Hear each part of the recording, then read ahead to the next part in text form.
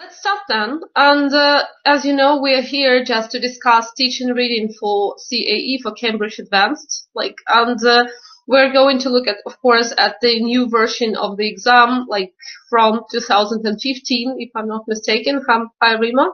Okay, so our task is today to look at some tips. So we will look at some things which I personally find useful, because all of them are the things which I use in my classes. I've been teaching for exams for about 15 years already, and actually this is the thing I really love. And probably I can share something with you. It's not something like which I have invented or discovered, so it's not something like an innovation. However, I was pretty good at synthesizing these materials and trying them out on my students. Okay, so the first thing, it's a little bit about me, so what I actually do, but I think you could have or might have read it in my abstract already. Yes, so as you see, I love exams, and this is basically what I am engaged in. Okay, so our main things are first of all looking at the 4 parts where we have reading. Starting from 2015. There were some changes, yes, in the Cambridge Advanced exam, and now they have use of English and reading. So the first 4 parts are for use of English, and parts 5, 6, 7, and 8 are for reading. Basically, they are assessed the way they used to be, 20% per each part, but still, they assessed separate, but the part when you are taking the exam is the same. By the way, are here any people who have already taken CAE exam, yourselves, and are there any people who are preparing for CAE at the moment?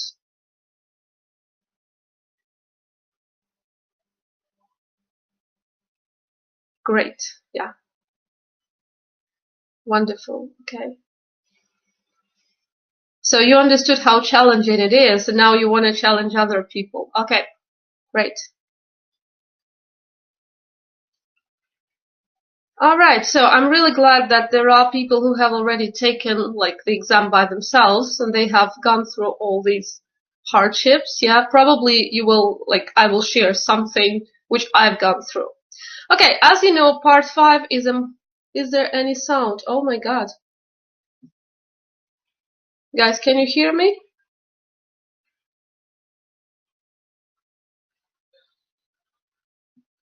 Okay, actually, Oh, okay, yeah. I see. So one person has a problem with the sound. Probably you can check it in the settings. Yes, probably you haven't installed the mic or something. It's on the top right hand corner. Okay, let's come back to the reading sections. Good. Part 5 is a multiple choice task. Yes, you have a long fiction or a little bit non-fiction text. Yes, with multiple choice questions. Usually there are 6 of them. And basically there are 2 marks allotted to each answer. This task is typical of FC, CPE, so a person who regularly takes and prepares for exams might not have any problems with that. However, we will look at the problems. Okay, so part 6 is about cross-text multiple matching, and we have only 4 questions, but what kind of questions? Usually these are some kind of reviews where people are thinking critically about something. So we need to compare and contrast their opinions, discuss their voice, discuss their attitudes, and decide which one is right, which one is opposite, and so on. Again, 2 marks allotted to that. Part 7 is a gap text where we have a text with in which we need to fill in some paragraphs. If you remember from the first exam, yes, we had to fill in some sentences. Now they've grown up to paragraphs, and we need to look at the cohesion on the text and the way it is developed. Finally, we have part 8, which is multiple matching, and multiple matching is actually similar to what we have in FC. So we basically have several texts or several people giving some reviews of something, and we need to match them to the functions that they are expressing. Here we have too many questions, the Cambridge thinks, so they allot only 1 mark to the answer. So basically we'll start from the tips, and then we will look at each part one by one. So the first thing I would like you to think about, when you are dealing with reading, you need to try to implement, or you need to try to exploit all the environment inside the text and outside the text. If the text has a title, subheadings, and especially if it has visuals, it is really important to make it a part, or like incorporate it into your reading process. As you remember, when we are teaching reading, we usually have pre-reading activities. And pre-reading activities are about prediction and activating schemata. So to say, the knowledge a person has about some kind of part of the world, right? Some kind of concept. So that's why the title, the visuals, and the subheadings are really critical. By the way, I've looked through the some kind of research and statistics, and I found out that many exam takers just ignore the title and the visual, which is really strange. But for me, like, of course, I find it helpful. I'm not a fan of different kinds of animals. Yes, I don't want to remember a lot of names. But sometimes these, and today, by the way, you will see the text about one of them. And today you will, like, and usually the pictures help me. Number 2, timed skim reading. There are different ways you can address this like difficulty when you're reading, but in terms of reading the text quickly, I am actually a proponent of that approach. So before doing the tasks, try to skim read the text. And time yourself, improve your skills of fast reading. It is really crucial. Number 3. Actually, it will be connected with number 4, because these are the things which are at certain points contradict each other. Infer the meaning of the words from the context. What we usually say to our students. Oh, like, this word is not necessary. Please ignore that. But we never think about how they feel about that. Yeah, they become anxious if they don't know something. They start like getting nervous. Yes, and as a result, it may affect their success in their exam. But I'm not talking about nervousness today. I'm talking about the thinking not only about the words.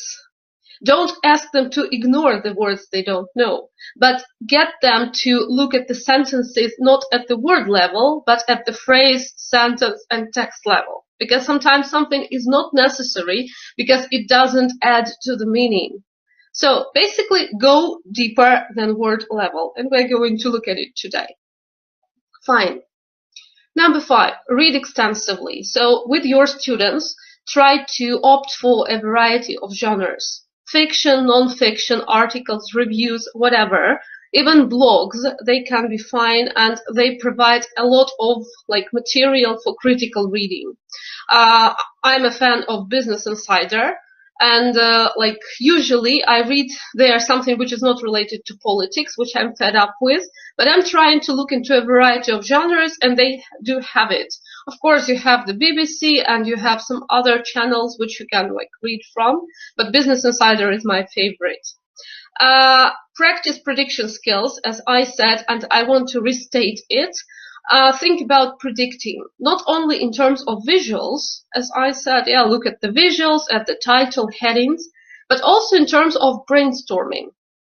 So get your students to brainstorm the lexical sets related to the topic, also based on the title, to brainstorm as much information as they can on the topic, share information with each other, because sometimes it is not the text which is difficult and the tasks. It is the knowledge about the subject. And you know that in CAE, some of the students, especially the younger ones, they are not really familiar with some subjects which are discussed there. And it could also, this is not only technical. Of course, you need to have some knowledge of the world. You need to have some knowledge of the subject. And if you don't, it could be a trouble. Okay, practice reading for purpose, attitudes, or opinions. Oh, by the way, it's supposed to be a comma after the purpose. Sorry for that. So when you are reading a text, always think critically. If the writer is positive or negative, if the writer is critical of something, what statements the writer supports, and other things. And this is really important, and today we will look at that. Especially important for that part 6, yes, which was integrated into the exam in 2015. And basically that is we are going to look at. Practice text organization features, like those who have taken Delta or some other, probably Celta, they already know about like discourse features and the way you teach them, the way you practice, and all other things. And today we're going to look at that. Like mainly we refer to text organization features in terms of cohesion, how the text is connected, right? So where it starts, where it goes, like the easiest way of connecting the text is probably chronology when we are talking about, for example, a story. Yes? Firstly, then, next, and finally, and unexpectedly, blah, blah, blah. So these are the ways the text is connected. Why is this important? This is particularly important for part 7, the one where you need to fill in the gaps in the text, yes, and where you need to see how the text is connected. This is what we're going to look at today. Record new lexical chunks. When you are reading and when you're reading with your students, get them to notice new chunks, new lexes. Like chunks are about like more than one word. Like chunks are also about collocations. So drive them away from like recording individual words. Research the words with them, look at the context which you have in front of your eyes, get them to work out the collocations from this context if they are present there, or get to some kind of corpus linguistic sites like SCEL, BYU and others, or even Oxford and Cambridge dictionaries, where you can find a lot of information on how to use the new word in the real context. How it can help us, use of English and writing. And I'm not sure about speaking, because we understand that written language is a little bit different, right? But it could also help. Do sample papers and practice the format. This is obvious, but what I suggest is try not to do too many sample papers with your students, especially sample papers which are created by Cambridge. Many people may disagree with me. This is just my humble opinion, but Cambridge sometimes provides texts and tests which are way easier than the real tests. Like most of my students got into such kind of trap. No, they succeeded, but that was a real like misunderstanding, and it was an unexpected thing for them when they came to the exam, and the exam was way too difficult. Of course, we understand that like C1 exam, it starts at the end of B2, yes, and it goes to C2 because it's supposed to test a variety of concepts. But sometimes the texts are way too difficult, yes, and that's why don't look only at Cambridge. Look at Pearson, look at Oxford. They also provide a variety of CAE or Cambridge Advanced tests. Practice the format, and you need to know like what kind of tasks you are good at. Don't forget and don't avoid practicing the tasks format, because it may be obvious to you, but it may not be obvious to your students. So notice their weaknesses and try to practice that as much as possible. Try to do as many mock tests as you like, yeah, as possible, because I usually like in the 6-month course, I usually integrate a mock test every 2 months. I don't think it's too seldom, because if I give too many tests to them, to the guys who are preparing for the test, I'm not sure it's gonna be really productive and motivating. Okay, once again, coming back to avoid just matching the words. So think above the word level, go to the sentence level. Yeah, so this is exactly the thing which we need to think about when we are reading. Try to interpret the text, not the words. Time yourself and spot your weaknesses. Timed reading should always be present in the classroom, that's for sure, not from the very beginning, but get your students to be timed and to be aware of the timing and to see how they fit in this timing and what they can do if they cannot fit, right? get them to spot their weaknesses and to work out what parts they do better, what parts they do worse. That can help us to devise the strategies on how to deal with the exam, which is really important. Okay, now part by part, yes, and we will look at these like themes again and again. So the first theme is part 5. You're not supposed to read that. This is just for the layout, for you to see the organization. If you remember, a big, like, long read, yes, as we say, and about 1, 2, 3, 4, 5, 6. Sorry, I'm a philologist. 6 questions, right? Of course, there are some traps, and we're going to look at them. So, what we usually need to read for when we are dealing with such a long text in part 5. First of all, as you see, the main idea, as we say, like teachers say, like gist, right? Then we read for detail, opinion, tone, purpose, yes, so like how the writer feels about the text. If the writer is critical or the writer is positive, encourages, supports, disproves, whatever. The purpose, why the text was written, implication, what it could lead to, attitude, which is also connected with opinion and tone, positive, negative, and text organization features. For example, if there are examples, where are they provided? If there is comparison, how is it provided? If there are references, maybe you remember, I haven't seen such tasks in the new advanced for like a long time. But I know that in FC, like first certificate, there are tasks like, what does it in line 35 refer to? Probably there are tasks like that, but I haven't seen them for a long time. I mean, I saw them a lot in the old versions, but now I don't see them too much. So this is about reference. And be careful with the final question. The final question is usually about interpreting the whole text. And you need to be very careful, like when rereading, not the whole text, but at least like segments of the text. So now we're going to look at only 2 parts, only 2 questions, but we will see how it works. So, working for the main ideas, could you please write in the chat if you can see the text? Or I should enlarge it a little bit.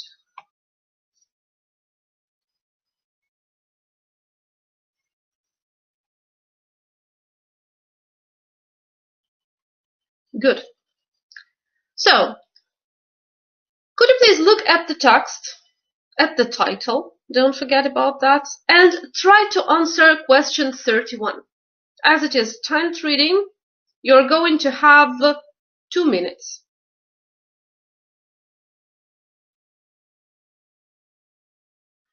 Write the answer in the chat, please.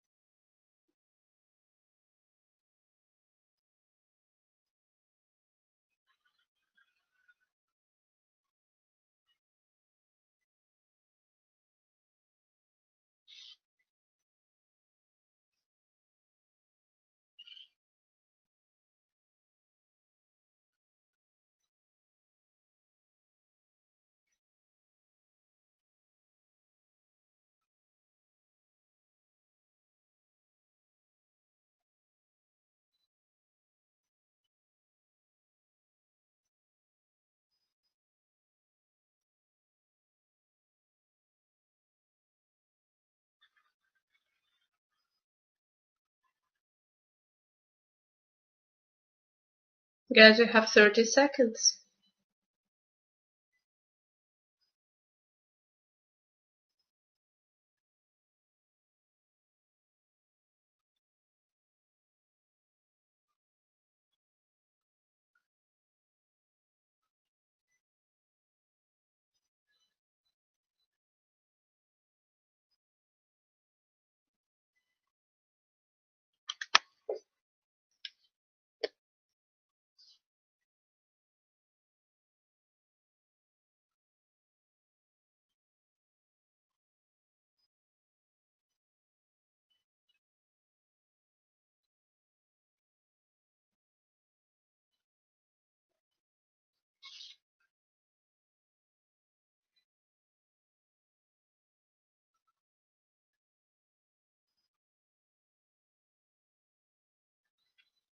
Mm-hmm. Guys, don't worry. Feel free to share your answers. It's fine. Mm-hmm. Okay. Yes, wonderful. Okay, as you've noticed, I've given you too long limits just because this is the first task, and actually that's what I do with my novice students. Because if I tell, okay, 30 seconds, very quickly read, of course it's not going to happen. As you see, this is a part of a longer text, and first of all, of course, I was supposed to give them the whole text to read, probably discuss something. I immediately gave you the task. That's why I decided to extend the time limit. All right, don't worry if something is wrong, because now we will see at the ways Cambridge can trick you. In Cambridge exam, there are several, the more you study for Cambridge, the more you prepare for exams, the more you understand how misleading some questions could be. For example, their favorite technique is partly true. If you look at these options, some of these options are true. But first I will show you my draft. This is here. What I was trying to illustrate. So, partly true. Let's look at A. Our view of color is strongly affected by change in fashion. And a person who is reading will think, okay, there was something about ever-changing role of color in society. And there was something about popular culture and clothing. Probably it's about fashion. But the thing is it strongly affected by changing fashion? Or it is probably changing in different sources. So there is no effect from the fashion. It is just changing and we see it from different sources. So there is no connection between fashion and the way color changes. So it's not implied in the text. This is number one. A. Let's look at B. Again, analysis is complicated. Of course, it's true. But it is also a complex cultural construct, that resists generalization and indeed analysis itself. Yes, complex, resists analysis, resists generalization, absolutely, but this is not B, because the second part of it, the bewildering number of natural colors, which was not mentioned anywhere. Let's look at D. At the end of the text, they spoke about certain popular books, but then they say that they have dismissed color as insignificant, which was not present in the answers. So the thing is that A, B, and D are true, but partly true. Some people say that there is some kind of a ploy that if you see the same, yes, okay, congratulations, Rima. Okay, if you see the same words repeated in the text and in the option, this is 100 or 99% the wrong answer. Not necessarily. Sometimes there are some answers, yes, which are actually true, like both parts of the answers are true. And some of the words from the text are actually repeated. So the thing is that don't look at the word level only. The correct answer is C, because colors can have different associations in different parts of the world. Once I've dismissed all these A, B, and D, I look at why I think that it is C. And I think that different associations, it's about colors is first and foremost a social phenomenon, and there is no transcultural truth. So in different parts of the world, and so there is no one truth, one generalization for all the cultures. Actually, there is no transcultural truth, meaning that all the perceptions of colors are different in different countries. So Rima, yes, that's fine. Here you're doing fine. But everybody, thank you very much for participating in this one. Even if we don't strike the right answer, anyway, we will sometimes see what Cambridge is doing to us, So partly true answers. So again, I think if you read this text again, you would do it correctly. All right, let's look at the next part. The next question, which is actually the last one, which I told you about. An idea recurring in the text is that people who have studied color have. Could you please look at this question? After that, I will show you several paragraphs of the text. You're not supposed to read the whole text. I mean, like to read word by word. Your task will be to skim it for about 2 minutes again. You can take a screen of question 36.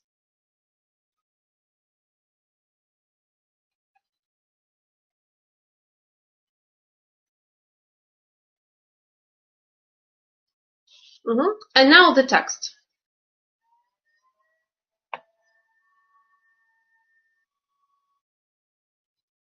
Can you see the text?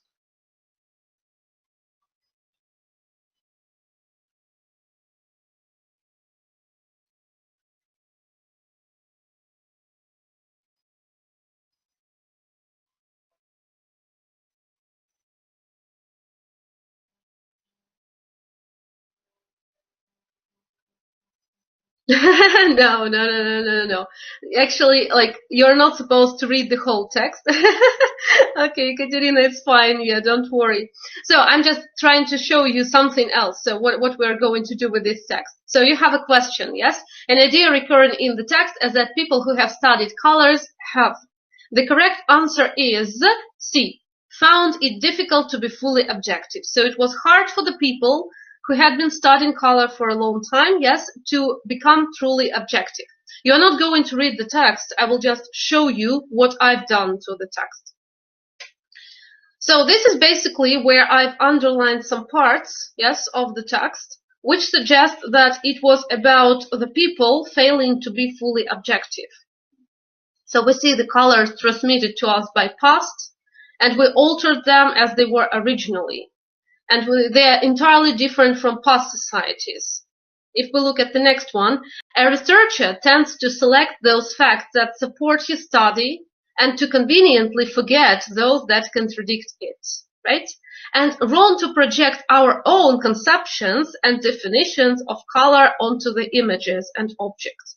So throughout the text, they are talking about some subjective things rather than objective.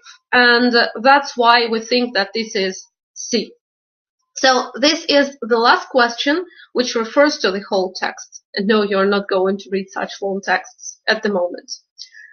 Okay, so basically what we've learned from that. The first thing is that we are supposed to look at all the information about the text.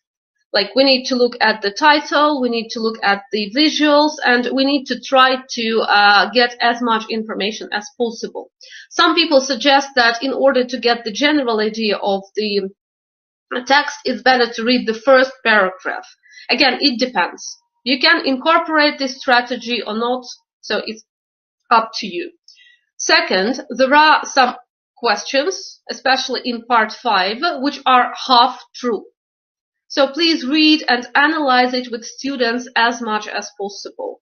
I usually give them the right answer when we only start, and then I ask them, first of all, to confirm why this answer is right, and then to disprove why other answers are wrong. I think most of you do the same, but it's better than first ask them to do the task, because you saw how you create, oh my God, so should I read this text? That's the way your students react to that, you know? All right. And finally, the final question is always about the whole text. And revisiting the whole text can help you to look at, like, spot some patterns in each part of the text, which will help you. Okay. We're moving on. And we are speaking about fast reading now, because as you know, you're going to ask your students before they do the task to read something very fast. So, as I said, read the subheading, titles, and subtitles, study visuals. Read the first paragraph to get the gist, but again, it's up to you, it's up to the genre, it's up to the text type. Read the questions. Some people start from questions, then read the text. That's also a good idea. They do that because they want to form the impression of what they're going to read, and this is very specific. Then it will be targeted reading. Highlight the keywords in the questions options. That's what most of us do. However, nowadays, given that you're going to get the computer exam, I sometimes give more computer-based tasks to my students, but actually, if you remember my previous screen, yeah, that's the way it looks. Then the thing is, read only concept words. This is one special type of reading which you need to develop if you like. You can actually try it out on yourself and read only the words which bear some meaning. So you try to avoid all the functional words like prepositions, most of the prepositions like it, or like prepositions like of, in, like pronouns and demonstrative pronouns and other things, so which actually do not stand to affect the meaning that much. But it works only for gist reading, if you want to get the general idea of the text. If you need to read for detail, or if you need to read for detailed comprehension, unfortunately it won't work, because you need to look at these functional words. They do help. Avoid rereading. I mean, this is about, like when you start reading the text, sometimes you start recalling that, oh my God, in the evening you have to cook soup, and then you have to get the child from school, blah, blah, blah, blah, blah. Stop yourself, direct your thought, concentrate. Because when you start rereading, you will lose your track and you will lose time. Write a summary. Actually, summary writing is a good idea. I think most of you do that. And actually, summary writing is one of the, like, for example, TOEFL exam tasks, yeah, where you need to read the text and write the summary, critical summary. And after that, comparing different summaries of different students will show you that different people see different things in the reading texts. And that's why our results vary so much. And time yourself. Don't forget about timing. First of all, start from more time, allotting a little bit more time. All right, let's move on to part 6. You're not supposed to read that. That is just for the layout. But we will look at the tone, opinions, and attitudes. First of all, you're going to read a short part of text. There are two texts, A and B, and you can use any. So you read only one text, okay? A or B, it doesn't matter. You need to understand who Alain de Botton is, Botton, and if his books and materials are suitable for amateurs. So who is Alain de Botton, and what about his books? Are they good for amateurs? For example, for me, are they fine? Okay, I'll enlarge that. Oh, I think the like, as long as it is really slow, I think it wants you to read only A, and that's fine. Oh, B is here. Okay, could you please write the answers in the chat? So who is Alain de Botton, and are his books suitable for novice people, for the amateurs? Good, Ekaterina. What about the second part of the question?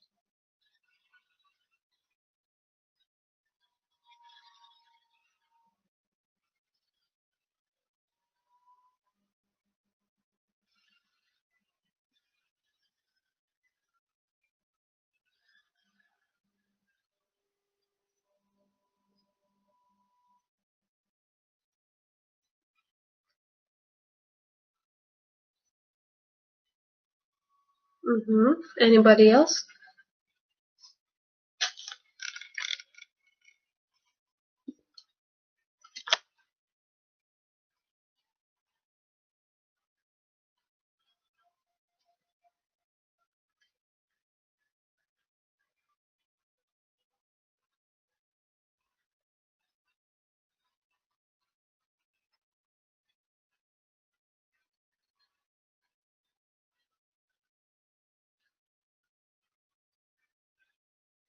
Okay, so Ekaterina thinks that Alain de Botton is a writer. Oh, one more opinion. Okay, a philosopher, right?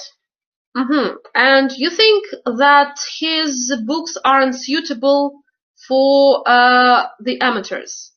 Maybe you can tell me, like, what words make you think so? Natalia thinks it's yes. So could you please explain why? So maybe you saw some words or phrases which got you thinking about that?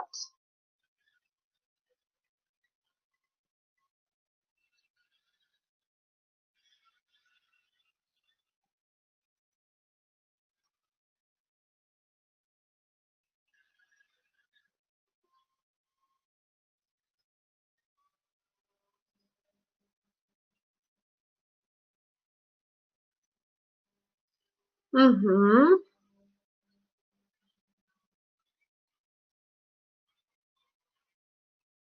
Fairly simple. Looks fine, yeah. Okay, got it. Actually, there is something a little bit more, like, precise, and you can find it in the first sentence in A. But this is the way our students, yeah, philosopher. Thank you, Yana, yeah.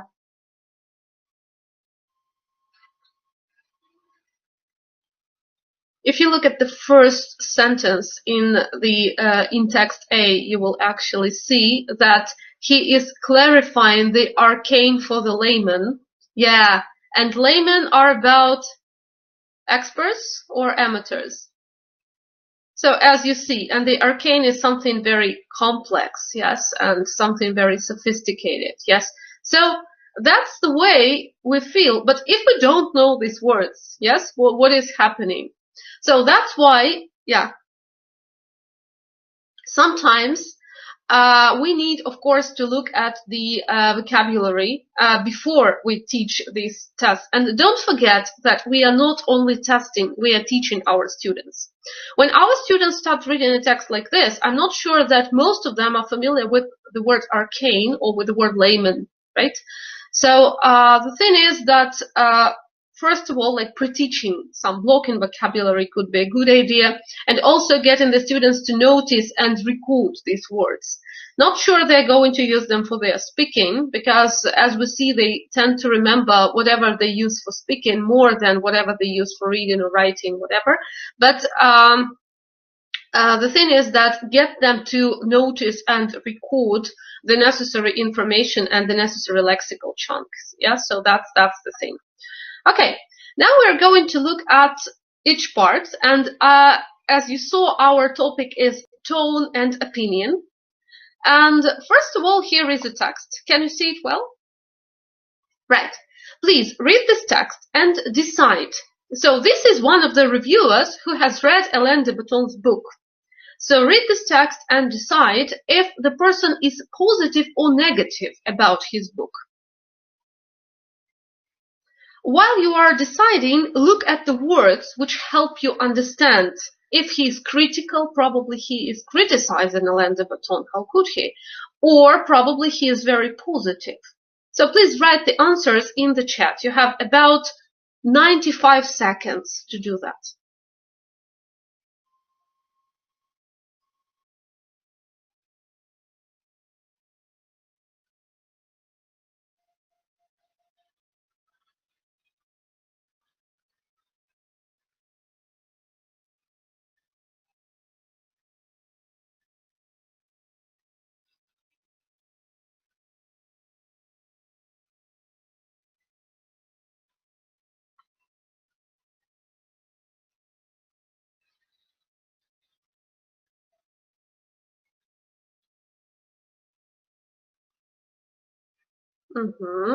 Thank you, Katerina.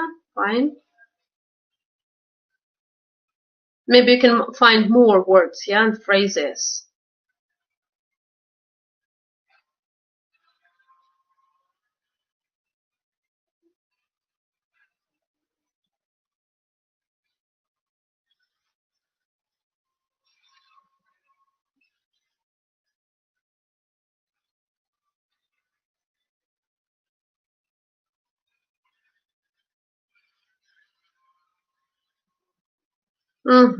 Yes.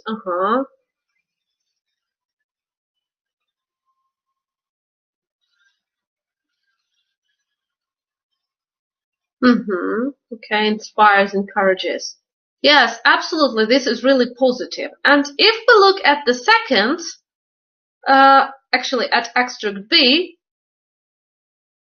Okay, actually extract A, that's what I found. Yeah, brave, highly intelligent, simple, worthwhile, commendable, which is worthy of praise, yeah, and simple, readable, and timely. And I think Ekaterina has found even more. So basically, yes. Okay, let's look at B very quickly. And you are not going to read that. I will just show you like what I found. Oh, it seems to me that it's like a little bit slow. Oh my God.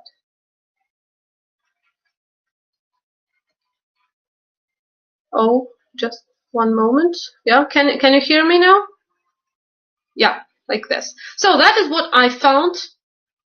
I've chosen red to show that it is yet left with a feeling that he needed the help earlier authors, daunting and inconsistent, and rarely seen something or being something architects think about, and like he appears to believe increasingly beside the point. So is the author positive or negative? Definitely negative. So basically the authors, basically this task teaches our students to focus on the tone. That is something they don't look at usually. So your task would be, and it is pretty simple to ask them if the person is positive or negative in his or like her review, right? So basically that is what you can do with your students and how you can scaffold and simplify this task for them. Now we are moving on to my favorite task, which is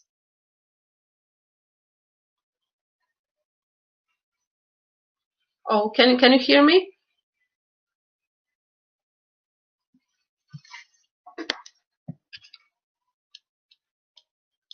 Oh, oh, yeah. Okay, it's just some legs and I don't know why. Okay, my favorite task is okay. Task part actually 7. Yeah. And the thing is that in part 7 you're not going to read that. In part 7 we need to look at the way the text is developing. So when I was looking at this text about the Scottish wildcat, by the way, there was a picture of this wonderful creature. I have never seen a Scottish wildcat, actually, in real life, but the picture really helped me, even despite the fact that it was black and white. So, like, what I noticed, I will show you, like, part by part. So, first of all, I needed to know how the text is developing. And what kind of text it is, because sometimes the genre can help you put the text together. I saw that the text started from the introduction. In my living room, I have a painting of the wildcat, so something personalized. Where did I see such, or where have I seen such articles? In the Cosmopolitan. Yeah, like there are a lot of articles about something, about some problems and other things. So definitely it's an article. After that, there was something about like contrasting this wildcat with another species. Then we moved to the history, 19th century, blah, blah, blah. Then we moved to the future. So people are thinking about the future, probably of this species. After that, we moved to the problem. And now actually I realized that yes, this is an article, because in the article we usually start like that. Some kind of personalized situation for the introduction. After that, some theory, background, and some historical component. Then we pose the problem, and then we think about some kind of things which it can affect, plus its lifestyle. So now I already have the layout and the basic components of the text I need to fill in. And it will help me to understand that if I see in the 19th century and if I see 1812, I realize that these paragraphs might fit together. But we will look at a little bit another thing. We will look at the ways the text is connected together. We call it cohesion. So when we speak about cohesion, there are all references That's the thing. There are 3 types of references, and I will show you how it works in the text. Like, there are comparative references, like you have 2 things in the text, and you compare one with another. Personal and demonstrative, each one. First of all, we'll start from the comparative. So what words show us that we are comparing something? For example, same, equal, identical, similar, likewise, different, fewer, less. So a lot of different kinds of comparatives. How can it help us? Because if we find comparatives and something compared in the missing paragraph, we can easily fit them together. Let's see how it works in this task. This is paragraph 41, which has a gap, and I decided that we need to put G there. How did I decide? While I was reading the paragraph, I realized that it was about physical differences, probably between this Scottish cat and the normal cat, like conventional. A much larger animal, the same as a typical male fox, superficially similar to, but the tail is thicker and blunter and altogether heavier look. I looked through the paragraphs and I found it is a typical image, most folk, but it is little more than a bigger version of a domestic cat as often. So all these words were the comparative reference which suggested that for 41 I should put G. So when you are comparing, you need to look at both sides of the things which you are comparing. And the words like typically, similarly, comparative, superlatives may help you as well. So this is the first part. After that, we are looking at personal reference. And personal reference actually helps us a lot. I see a man. He is running. He refers to the man. This is the simplest way of referring to something or someone personally. However, there are some other ways. For example, in the head of the sentence, when we speak about something for the first time, we say I or me, you, we, us, he, him, she, her, and then probably we could meet this person or this reference later. For example, if we spoke about an object, later we will find it, or one, or them, if we spoke about many things. And now I will illustrate how it works in the text. For 42, I decided that I should put D. But I remember that when I'm doing this task, I don't only read before the gap, I also read after the gap, which is also pretty important. So now we are talking about the Scottish wildcat, and it's about 1920, yes, generally recognized, little difference between these Scottish and other European populations. And the animals, which refers to the Scottish wildcat, then the wildcat, its rapid decline, then again wildcat, and this species. What should I choose for that? I actually chose D because I had the word they. They referred to, they used woodland for shelter, more open areas, the wildcat, and also we have the wildcat, which is repeated all over the place here. And another thing, of course, which helped me is that it's all about their habitat. It's all about their place of living. Populations, and then we speak about woodlands. So these are the things. So you see, I do not only rely on this reference, on personal reference. I also look at different other things. But all these things combined, they actually they are put together and they add to the logics of the text. And the last one is basically demonstrative reference, which is about such words as near, far, yes, like this, that, here, there, and so on. So basically what it can help us, it can help us locate an event or something or an object in space and in time. And sometimes it helps us, it helps us in chronology, it helps us in defining locations when we are speaking about different places. So let's see how it works in this particular text. Right. The future is by no means secure. The wildcat is particularly vulnerable to local eradication.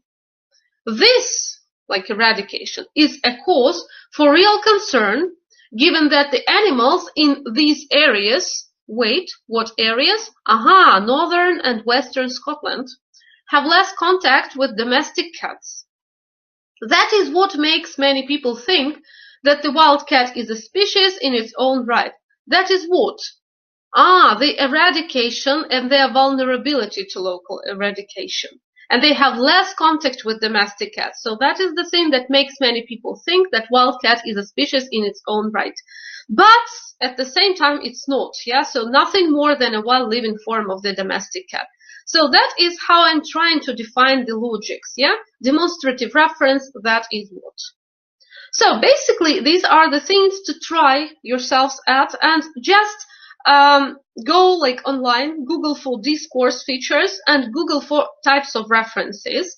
And there are a lot of tasks which you can do, like, for example, what does it in line 35 refer to is one of the typical questions, which is about references. But you can also refer to places, you can also refer to time, you can also refer to some phenomena and concepts.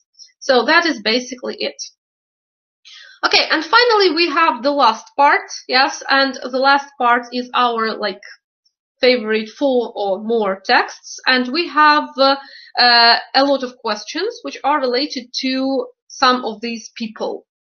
Usually this type of reading is about what we call functions. For example, how people suggest something, how people criticize something, and how people like encourage others to do something. And we need to be very careful and we need to be very skillful about operating these functions. So let's see. The first thing I will skip it and then we are going to continue. So, who criticizes other research for failing to consider a key function of laughter? The correct answer is C, but could I ask you to spend 90 seconds looking at that and find the exact words which actually got me to believe this is C? Could you please write them in the chat?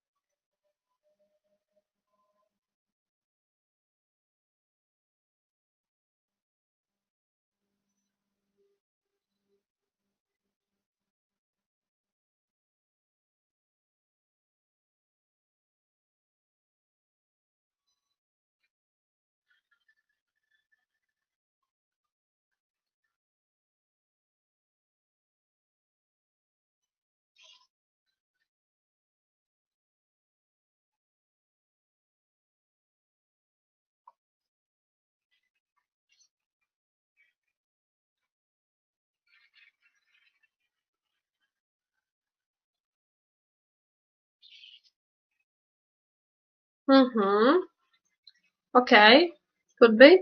The last sentence. So guys, how about your answers?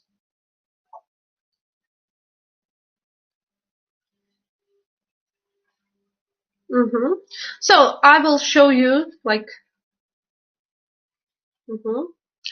actually there are a little bit more things contrary to expectation, because when we criticize we usually say something negative but we say it in different ways, like counterintuitive, yes, so something which is illogical, yes, proves an inadequate model, so inadequate, contrary to expectations, and yes, and basically the last sentence, obviously limited, neglect social nature. So there are different words, so we need to explain to our students that the function of criticizing could be expressed by using these and that words. Words like counterintuitive, obviously, limited, and others. Let's look at one more, where the person encourages checking that a proposition is correct. In the same way, you are not going to read that. This is D, and I actually underlined, yes? When you encourage, yes, you say that if punctuation of speech by laughter seems unlikely, consider that, better yet, why not test by examining? So we are not going to read that, but when we say better yet, why not, how about, so it's about encouraging doing something, yes? So asking the person for action. So basically that's the way we work, yes, and that's the way we look at different functions, yes, and like the thing is, let us quickly revisit what we have. For part 1, we usually look at half-truths, yes, some of the options are only half true rather than others. Also we have the last question, which usually relates to the whole text, and we need to find the evidence in the whole text. When we are talking about part 2, we need to be able to define the tone. You can start with your students from positive or negative and asking them to find the exact words which match their expectations. The third one, yes, part 7, look at the references, different types of references, comparison and contrast, yes, so then demonstrative reference, this, that place, and personal reference, he, she, and so on. And finally, when we are talking about the last part, we need to look at the functions. What language we use to express the function of criticism, to express the function of suggesting something, encouraging, discouraging, and so on. So, and always in the last part, try to find the exact wording of that. But don't focus on individual words. Focus on possibly sentences, parts of sentences, and chunks. Okay, we have a few more time, and you can actually ask me some questions here in the chat if you like. Yeah, and this is me. So I hope it was useful for you. Yes, I will be glad to hear your feedback.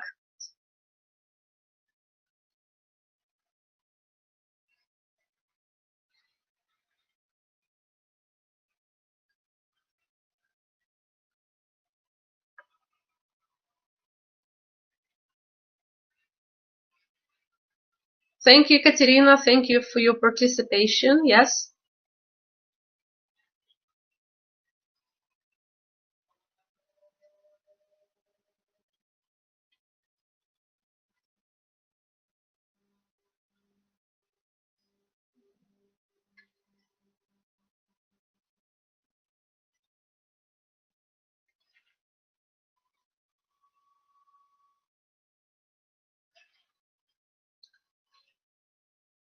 Olga, can we download the presentation? Yes, like I don't mind if you use this presentation because like I usually watch presentations several times, not mine. I don't like my presentations. Like I don't think that I'm a fan of listening to what I say again and again. But when I'm listening to other people, I always download the presentation and rewatch it because every time you see something new. Yeah, thank you, Anna. Thank you, Natalia. Yes, for your participation.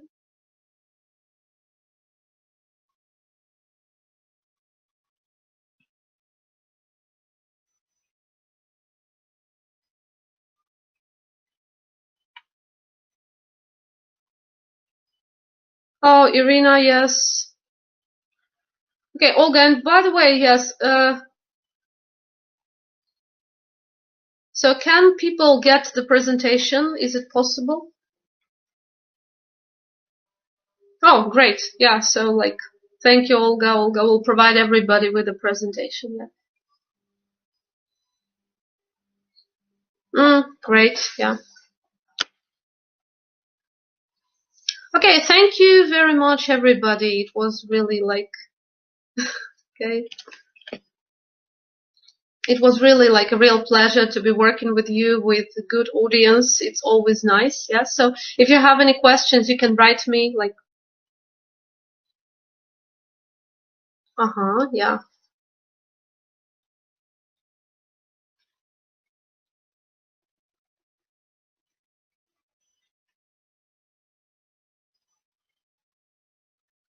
Oh yeah, I have already enrolled in one of the web talks, so I'm going to, so be a participant, actually sharing, growing.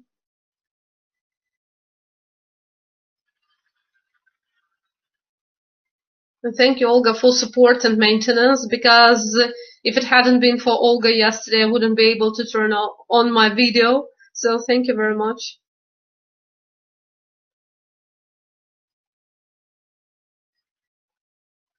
And by the way, we had the quality assurance with me, so be careful. She's not very nice in the morning.